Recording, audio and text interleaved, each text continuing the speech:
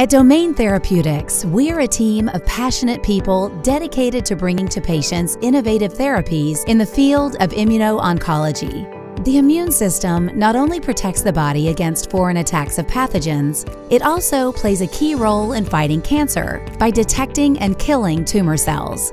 To escape the immune system, some tumors express immune checkpoints to deactivate immune cells by direct interaction. Blocking immune checkpoint constitute breakthrough therapeutic approaches to bypass such immunosuppression.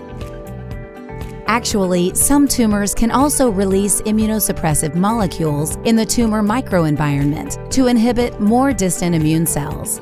Some of these mechanisms impairing the efficacy of immune checkpoint inhibitors are mediated by GPCRs and result in poor prognosis in the clinic. At Domain Therapeutics, we discover and develop therapeutics targeting GPCRs to bypass immunosuppressive mechanisms triggered by the tumor.